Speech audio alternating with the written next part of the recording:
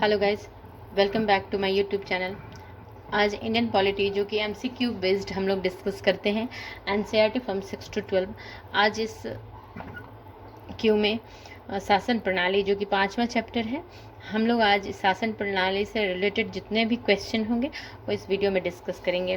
तो जो हमारा सबसे पहला क्वेश्चन है वो है अध्यक्षात्मक प्रकार की व्यवस्था के संदर्भ में निम्नलिखित कथनों में से कौन से सही हैं। पहला है, राष्ट्रपति को सार्वजनिक रूप से राज्य का प्रमुख निर्वाचित किया जाता है, तो ये बिल्कुल सही है। नेक्स्ट है, विधायिका के प्रतिनिधि प्रत्यक्ष रूप से लोगों द्वारा चुने जाते हैं, बिल्कुल सही है ये बात भी। नेक्स्ट है, प्रधानमंत्री विधायिका के प्रति उत्तरदायी होता है, तो बिल्कुल सही है। तो इसमें हमारा तीनों ही ऑप्शन सही है, ऑप्शन डी। नेक्स्ट है हमारा, निम्नलिखित कथनों पर विचार कीजिए। पहला, अध्यक्षीय प्रणाली में राष्ट्रपति विधायिका के प्रति उत्तरदायी होता है, तो ये गलत है। अब पीछे हमने पढ़ा है कि प्रधानमंत्री जो है वो उत्तरदायी होता है विधायिका के प्रति, राष्ट्रपति उत्तरदायी नहीं होता है, तो ये ऑप्शन गलत है। अध्यक्षीय प्रणाली में राष्ट्र का प्रमुख सम्राट भी हो सकता है, बिल्कुल सही है। नेक्स्ट है, अध्यक्षीय प्रणाली में राष्ट्रपति सरकार का मुखिया होता है, तो ये भी सही है। तो इसका हमारा ऑप्शन 2 और 3 सी। क्वेश्चन नंबर 3 है, निम्नलिखित में से कौन सा तथ्य भारतीय संसदीय मंडल को वेस्टमिंस्टर मॉडल से भिन्न करता है। प्रधानमंत्री संसद के किसी भी संसद से हो सकता है, तो ये बिल्कुल सही बात है कि किसी भी सदन से हो सकता है प्रधानमंत्री।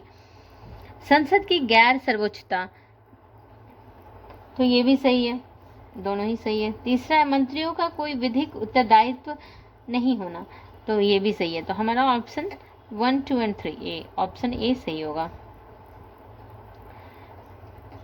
नेक्स्ट क्वेश्चन है, राष्ट्रपति पद्धति में समस्त कार्यपालिका की शक्तियां निहित होती है, तो ये जो है ये राष्ट्रपति में ये सारी शक्तियां निहित होती है।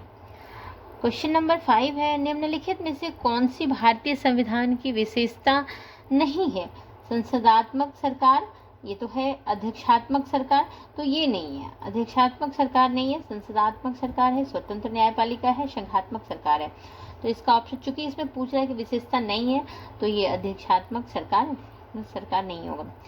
क्वेश्चन नंबर 6 है, भारत में संसदीय प्रणाली की सरकार है, क्यों कहते हैं कि भारत में संसदीय प्रणाली है। लोकसभा जनता द्वारा प्रत्यक्ष रूप से निर्वाचन होती है। संसद संविधान में संशोधन कर सकती है।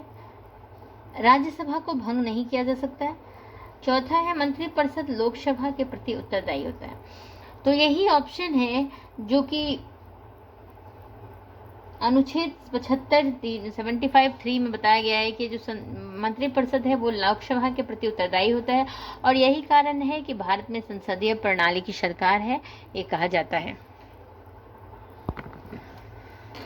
क्वेश्चन नंबर 7 है, राज्य हर जगह है, यह अतिरिक्त शायद ही कोई छोड़ता है, यह अंतराल शायद ही कोई छोड़ता है, यह वक्तव्य किस धारणा की व्याख्या करता है।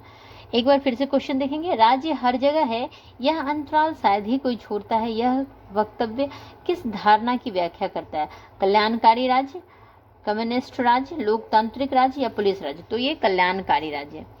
राज्य हर जगह है, यह अंतराल शायद ही कोई छोड़ता है, यह वक्तव्य कल्याणकारी राज्य की धारणा की व्याख्या करता है। क्वेश्चन नंबर 8 है, निम्नलिखित में से कौन एक अध्यक्षात्मक शासन प्रणाली का आधारभूत तत्व है। संविधान की कठोरता, एकल कार्यपालिका, व्यवस्थापिका की सर्वोच्चता, अवशिष्ट अधिकार राज्यों के पास होना, तो ये एकल कार्यपालिका। अध्यक्षात्मक शासन प्रणाली का आधारभूत तत्व है एकल कार्यपालिका, इसमें सत्ता केंद्रीकृत होता है, तो ऑप्शन बी सही होगा। क्वेश्चन नंबर 9 है, भारत एक गणतंत्र है, इसका क्या अर्थ है। कई बार ये क्वेश्चन एग्जाम में पूछे गए हैं कि भारत एक गणतंत्र है, इस गणतंत्र का क्या अर्थ होता है। सभी मामलों में अंतिम अधिकार जनता के पास है, नहीं। भारत में संसदीय शासन नहीं है, ये भी कारण नहीं है। भारत में वंशानुगत शासन नहीं है, यही कारण है जिसके कारण हम कहते हैं कि भारत एक गणतंत्र है। तो भारत में वंशानुगत शासन नहीं है। भारत राज्यों का संघ है, ये भी कारण नहीं है, तो हमारा ऑप्शन सी सही है। इस चैप्टर का लास्ट क्वेश्चन है, राज्य और केंद्रीय सरकार को प्राधिकार प्राप्त होता है। भारत के संविधान से, भारत के राष्ट्रपति से, भारत के प्रधानमंत्री से या फिर भारत की संसद से? तो भारत के संविधान से। राज्य और केंद्रीय सरकार को भारत के संविधान से प्राधिकार प्राप्त होता है, क्योंकि भारतीय शासन प्रणाली का स्रोत उसका संविधान है। तो इसका ऑप्शन ए होगा। तो शासन प्रणाली के चैप्टर में हमारा 10 क्वेश्चन है जो कि हमने डिस्कस कर लिया, और जो नेक्स्ट है वो हम अब नेक्स्ट वीडियो में इस बात को डिस्कस करेंगे। एक बार हम चैप्टर का नाम देख लेते हैं। हमारा अगला चैप्टर है राज्य संघ राज्य क्षेत्र, राज्य और संघ राज्य क्षेत्र। तो इस क्लास को हम यहीं समाप्त करते हैं।